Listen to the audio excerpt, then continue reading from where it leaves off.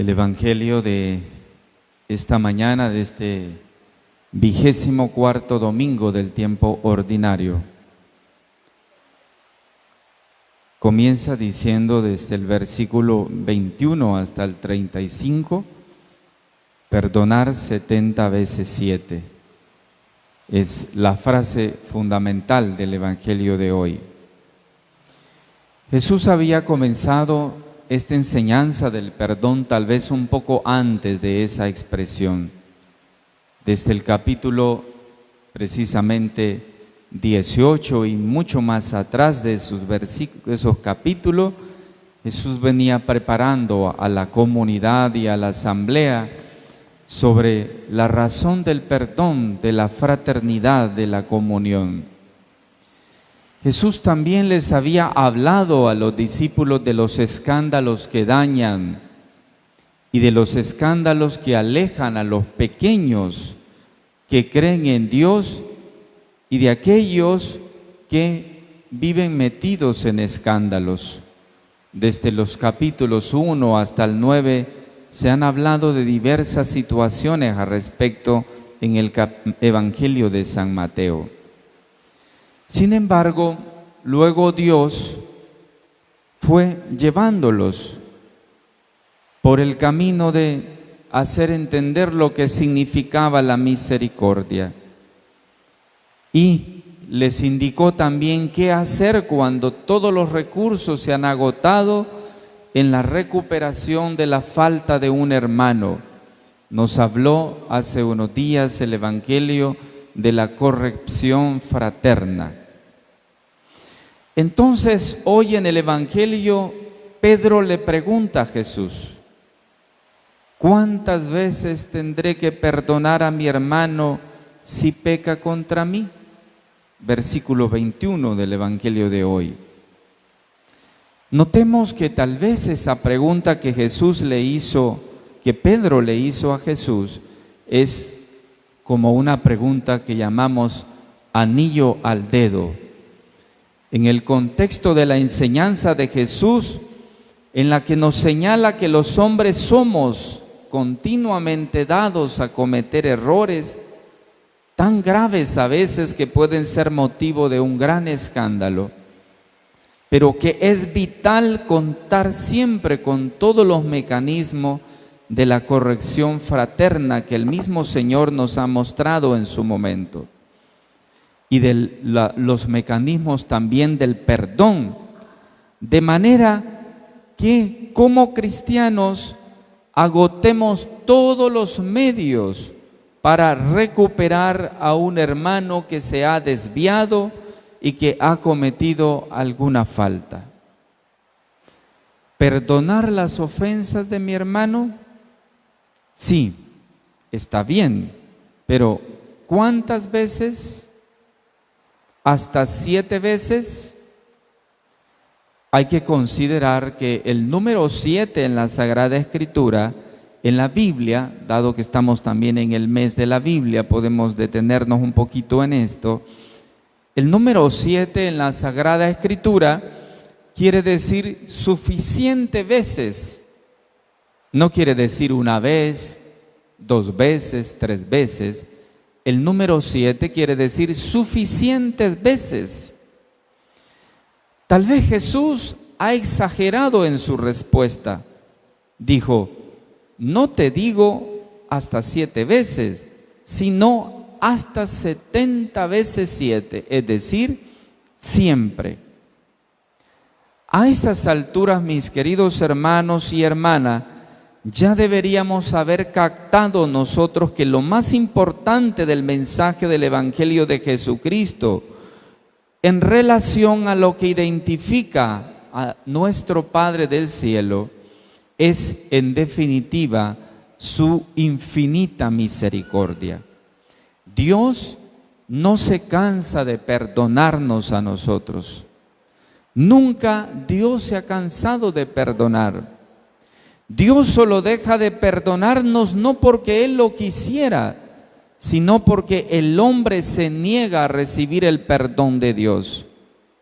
Porque cuando nuestro corazón se vuelve terco, yo no soy capaz de aceptar el perdón de Dios. Por eso la Sagrada Escritura dice que hay un pecado que Dios no puede perdonar. Pareciera que cuando la Sagrada Escritura nos habla de ese principio, pareciera que se olvidara el principio fundamental de la infinita misericordia de Dios. Pero es que hay un pecado que Dios no puede perdonar. Y lo recuerda el Evangelio. Es el negar a Cristo, el rechazar la propuesta de liberación de Dios, el negarme a que Dios me cambie. Eso es lo que se llama el pecado contra el Espíritu Santo. Cuando hay personas tercas, infinitamente tercas, que no quieren cambiar sus conductas, quieren vivir su vida de pecado siempre así, sin pensar en un cambio, y pareciera que no hay manera de cambiarle su conducta. Muchos de ellos incluso llegan hasta la muerte sin haber tomado la decisión de cambiar su conducta. ¿Cómo Dios podrá perdonar al terco? Sería imposible. Es el único pecado que no lo alcanza la infinita misericordia de Dios. De ahí no hay nada que la misericordia de Dios no pueda coger y amar. Por eso vale ahora recordar un poco un refrán popular que dice por ahí: de tal palo, tal astilla. Nosotros, sus hijos, deberíamos caracterizarnos también por la misericordia hacia nuestros hermanos y haber terminado además que las herramientas más importantes de esta misericordia siempre son la mutua corrección y el perdón de las ofensas. A ver, si nosotros viviéramos en un mundo perfecto y fuéramos ángeles en vez de hombres, entonces nadie le haría mal a nadie. Seguro que no necesitaríamos hacer uso de la misericordia ni tampoco del perdón. Pero no, ya sabemos, vivimos en un mundo en donde necesitamos que nos perdonen hasta 70 veces 7 y perdonar nosotros también hasta 70 veces 7. Porque si solo fuera de allá para acá, si solo fuera el perdón que deben de darme a mí, la cosa tal vez fuera mucho mejor y fuera que bueno fuera. Pero el problema es también que debe de ser de aquí hacia allá, para que haya un estilo no solo de equidad. El perdón no solo necesita equidad, el perdón necesita verdadera misericordia. Eso quiere decir, el perdón es de allá para acá y de acá hacia allá. Muchos están acostumbrados a que se les perdone, pero no cambian las conductas. Es bonito, ¿no?, que se nos perdone, pero yo no cambiar nada. No tiene sentido que se perdone a quien no cambia, a quien sigue terco en sus actitudes. No tiene sentido. El perdón exige no solo equidad, sino que el perdón exige verdadera misericordia. Y la verdadera misericordia quiere decir de aquí para allá, de allá para acá. Precisamente para ilustrarles a Pedro y a los demás discípulos su mandamiento de perdonar hasta 70 veces 7. Nos cuenta Jesús la valiosa parábola que hemos escuchado hoy en el Evangelio acerca de cómo Dios es compasivo con nosotros y cómo perdona nuestra gran deuda, que es siempre el pecado. Mientras que nosotros somos muchas veces implacables con quienes nos deben cualquier tontería. Jesús nos recuerda lo que ya nos había enseñado a decir en el Padre Nuestro, que no debemos olvidar nosotros. Perdónanos nuestras ofensas, así como nosotros perdonamos a los que nos ofenden.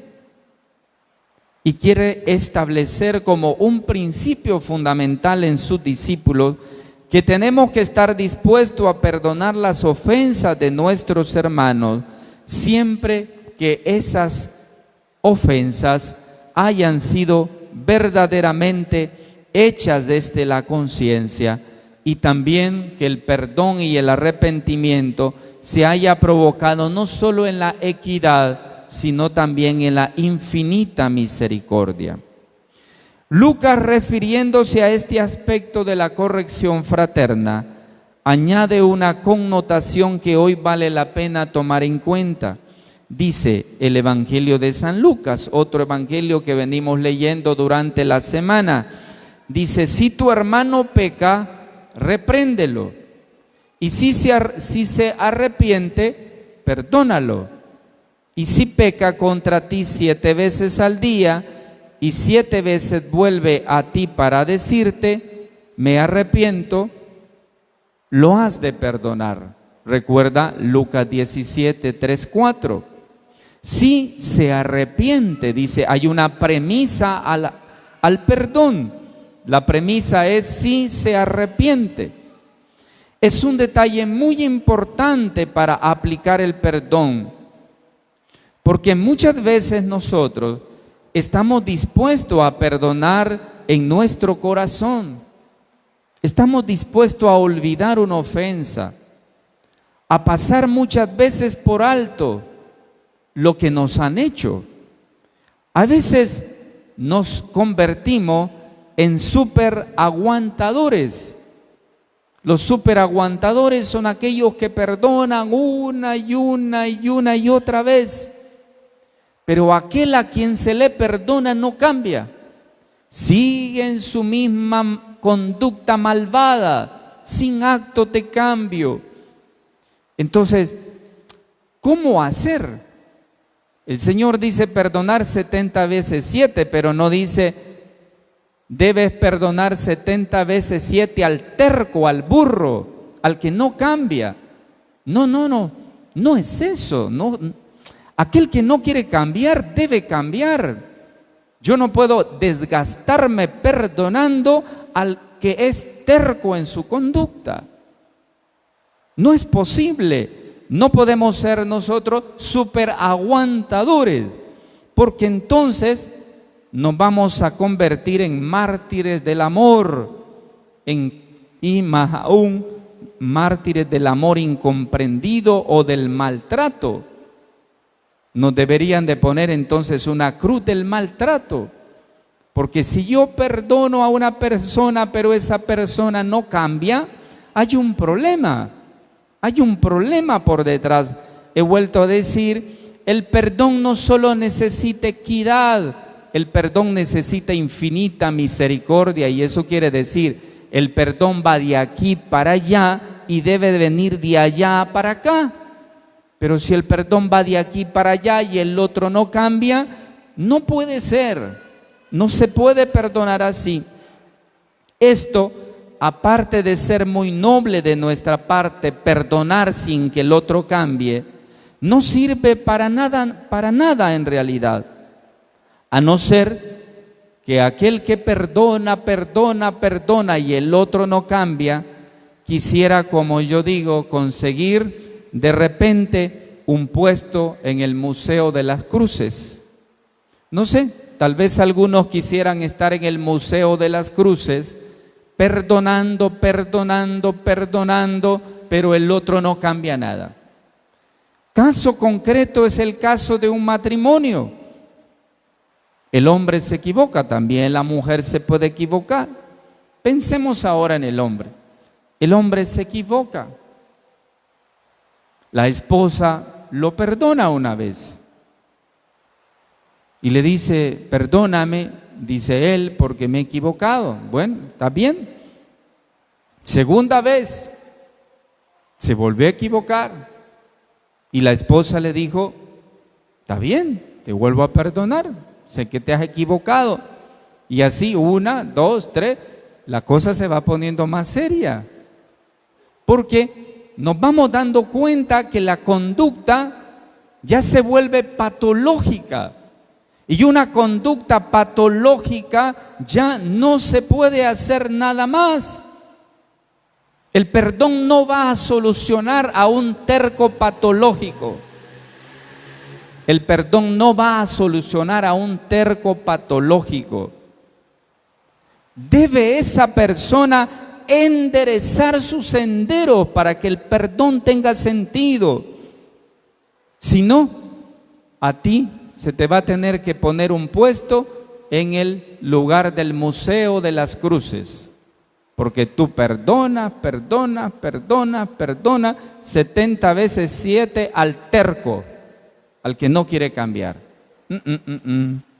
No es eso lo que quiere decir el Evangelio. El Evangelio habla de la equidad y de la infinita misericordia. Yo perdono, me perdonan.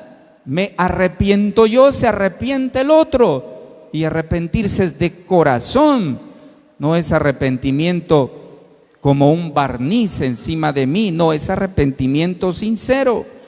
Por eso entonces, si no, el otro no cambia, si el otro no se entera que necesita cambiar, ni se arrepiente, ni cambia su actitud, ni deja de hacer lo malo, entonces, por eso es que es importante ejercitar estas dos expresiones de la misericordia.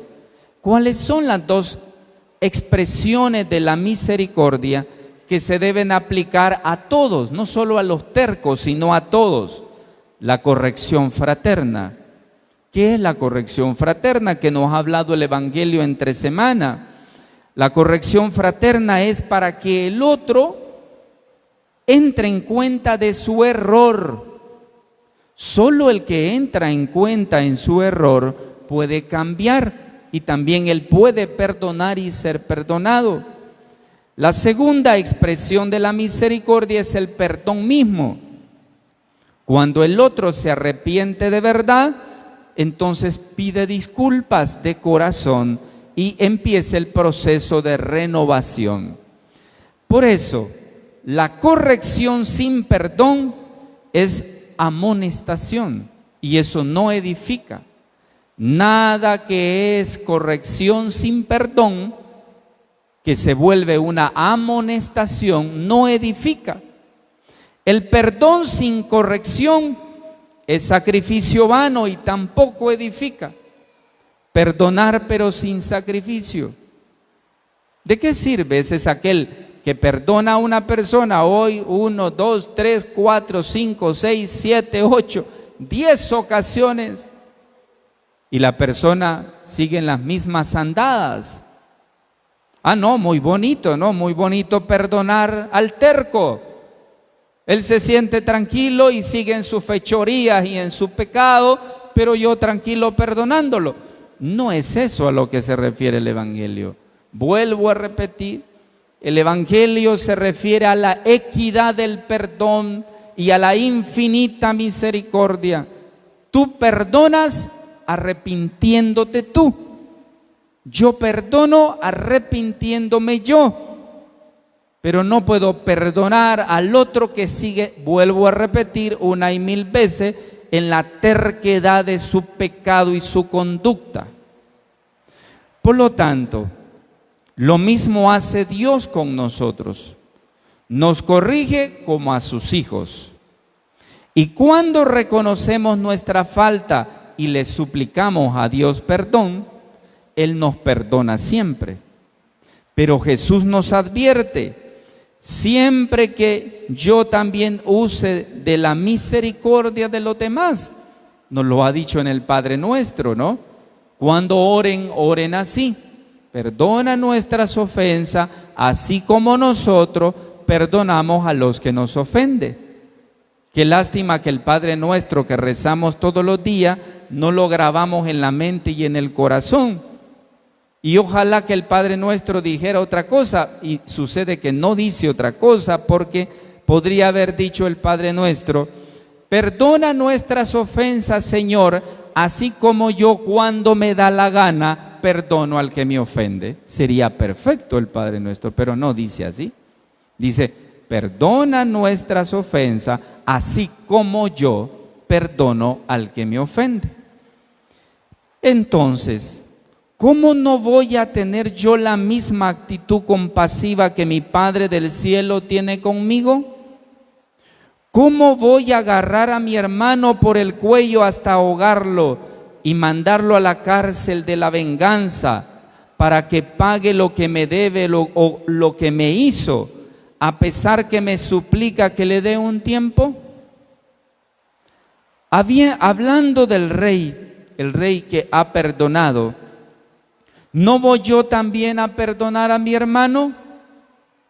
Sabiendo además la gran compasión que el Padre tuvo por nosotros, que fue capaz de ofrecer a su propio Hijo a la muerte en la cruz para rescatarnos y pagar nuestra inmensa deuda.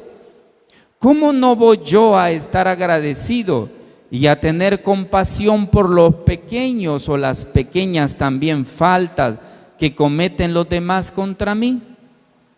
Más aún, tener misericordia no es tan solo perdonarles a los demás sus faltas, sino socorrerlos en sus necesidades. Por eso, Primera de Pedro 4:8 dice, la caridad cubre la multitud de nuestros pecados. Tener grandeza de espíritu, además de ser dignos hijos de nuestro Padre del cielo, es manifestar la misericordia hacia los demás como Él tuvo con nosotros. Por eso, San Bernardo decía una palabra muy bonita: no es lo mismo oír hablar de Dios que oír hablar a Dios. ¿Eso qué significa? Que para poder aprender a perdonar en la equidad y en la infinita misericordia, es necesario escuchar a Dios, es necesario orar, es necesario tomar tiempo para orar. No que nos hablen de Dios, sino escuchar hablar a Dios, como nos dice San Bernardo ahora. Por eso, mis hermanos, como un camino para poder aprender a perdonar y que el otro también aprenda a ser perdonado, a arrepentirse y a cambiar conductas, es importante leer y escuchar a Jesús hablarnos al corazón desde el Evangelio. Supliquémosle hoy, en este domingo, al Señor la capacidad de las expresiones de la corrección fraterna, del perdón, de la equidad y de la infinita misericordia. Así sea. Amén.